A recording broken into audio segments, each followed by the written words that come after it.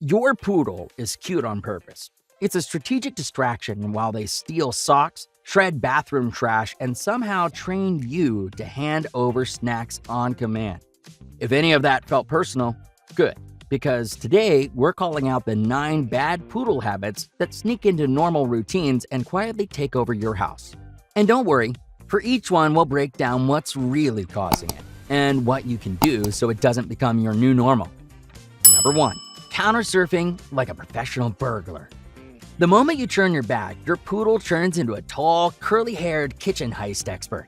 Standard poodles have the height, the hops, and the confidence to check every counter like it's their morning routine. And owners swear it's never random. It's always the best thing: chicken, butter, a sandwich you just set down for 1 second. Sometimes it's not even food. In fact, one post summed up the chaos perfectly, saying, "He's a tall, standard poodle, and even as a puppy, he was able to reach the sink and swallowed a Brillo sponge. Off to the ER vet we go." That's the sneaky part. Countersurfing can turn dangerous fast when they grab wrappers, bones, or cleaning stuff. The solution may be boring, but it's effective. Always clear counters, block off the kitchen when you can, and teach a solid place cue so they have a job that isn't robbery. Because with a poodle, opportunity is basically a menu. Number 2. Poodle hands, aka the surprise boxing match. Some dogs wag their tails. Poodles throw hands. And if you've met one, you've probably seen the poodle paw in action. The bops, the grabbing, the little front leg jabs during play, or the dramatic paw on your arm when they want attention. With standards, it comes with extra reach and leverage. So it can go from funny to, "Why did I just take a paw to the cheek?" One owner put it perfectly, saying, "My poodle does this constantly. Sometimes I will have my phone in my hand or a book, then smack right out of my hand because he wants pets." The bad habit part is the impact. A 40 to 70 pound dog can nail ribs, faces, and kids by accident. That said, start rewarding 4 paws on the floor. Ignore the pawing and give them a legal outlet like shake or high five on cue. Oh, and you might want to trim nails too, because those little hands come with sharp accessories. Number 3. Sock theft and the victory parade. Your poodle spots a sock, and suddenly they're performing a one-dog victory ceremony across your living room. Sock stealing is basically a poodle community meme because it's rarely about, "I want to chew this." It's about the game. They grab it, prance past you, and bait you into a chase like you're part of the show. One poodle owner described it like a ritual. "My poodle insists on removing our socks the moment we come home. Then she will run around with each individual sock in a victory lap to celebrate our return." Now, you may be thinking, that's not so bad. That's actually adorable and funny.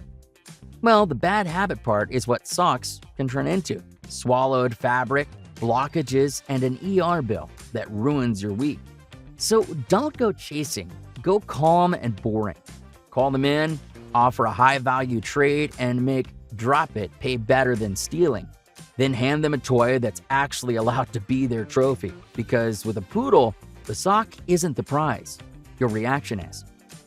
Number 4. Paper foraging and shredding. Ever hear that sharp little rip, rip, rip, and instantly know your poodle found paper? This habit is weirdly common with poodles, and it's not like they just stumble into tissue. They actively go looking for it. Bathroom trash, receipts, paper towels, even bills or cash if it's left out. Then they shred it with full commitment like it's their part-time job.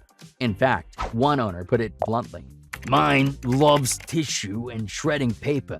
Any open trash cans will be ransacked for whatever paper products you can find."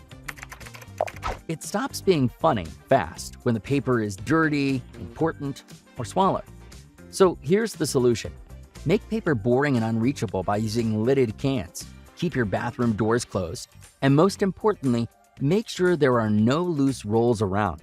Then redirect that urge with something allowed, like a cardboard box puzzle stuffed with treats. As long as you give them a legal shred target, the bathroom trash stops being their favorite aisle. Number 5. Demand barking, or the hurry up human soundtrack. Poodles are polite right up until they decide you're moving at the speed of dial-up. Then comes the demand bark. It's that sharp, bossy, "Now! Do it now!" you hear during meals, when you stop petting, when you're on the phone, or the second another dog gets attention. A poodle owner described the routine perfectly. "My mostly poodle dog can be pretty vocal at times too. For instance, he used to bark at me to hurry up with his food." The tricky part is how fast this gets reinforced. If barking makes the bowl hit the floor faster or gets you to toss the ball, your poodle logs that as a successful strategy. So flip the payoff. Food prep pauses when barking starts and resumes when they're quiet. Attention works the same way. Ask for a simple behavior first, like sit or go to bed, then reward calmness. With a poodle, consistency is the volume knob. Number 6. The poodle screech and other screaming vocalizations. The first time a poodle does the screech, most people freeze because it sounds way too intense for what's happening. It can pop up with excitement, frustration, grooming, nail trims, or the vet. And the wild part is, it isn't always paired with aggression or even real pain. It's more like they're narrating their emotions at stadium volume. One owner described it like this: "Poodles really do scream so loud. Mine is an old man who never barks or makes any sounds, but when he gets his monthly allergy shot, he screams bloody murder." To curb it, stop rewarding the noise with instant rescue mode attention. Instead, you'll want to teach a calm default, like settle on a mat, and reward heavily for quiet. For grooming triggers, go slower than you think, pair the tools with treats, and build tolerance in tiny reps. In the end, you'll want to make quiet the shortcut, not the scream. Number 7. Manipulation and problem solving into trouble. Watch a poodle for half a day and you'll realize they're running little experiments all the time. What happens if I stare at the treat jar? What happens if I paw your arm once? What happens if I fake sneeze and look sad? When something works, they lock it in like a saved shortcut. Owners call this out all the time, and one wrote, "My poodles are smart as hell, and my mini poodle uses her smarts to be extremely manipulative with us. That girl knows how to get what she wants." That's how cute turns into a routine. You reward the noise, the paw, the stare, and suddenly, it's the new rule of the house. Pick the behaviors you want to live with, reward those fast, and ignore the rest. You'll also want to give your poodle brain work too, because a bored poodle will invent a job, and you probably won't like it. Number 8. Hunger strikes as a negotiation tactic. Nothing humbles a dog owner faster than a poodle staring at a full bowl like you just served them betrayal. This is where picky turns into a routine. They skip breakfast, nibble at dinner, then magically develop an appetite the second you reach for toppers or start cooking something better. Poodle owners talk about it constantly. In fact, one poodle owner wrote, "My poodle goes on hunger strikes too. I'm now learning this to be a poodle thing. He will start eating if I put a splash of milk on his food, or he just eats later, like he's given up breakfast in favor of lunch. Weirdo." And here's the trap.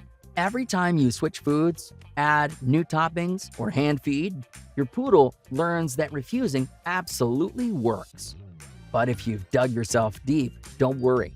Set a calm routine. Put the food down, give it 15 to 20 minutes, then pick it up. No bargaining.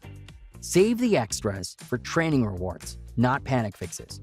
If they're healthy, consistency usually wins the negotiation. Number 9. The leash craziness. That little leash clip clicks and your poodle's brain goes, "We have places to be." This is the classic frustrated greeter meltdown.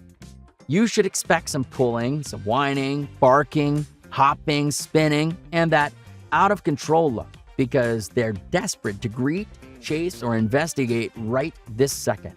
And the leash is the one thing stopping them. The energy has nowhere to go, so it comes out loud. In fact, one standard poodle owner described the difference perfectly. His only issue is seeing other dogs.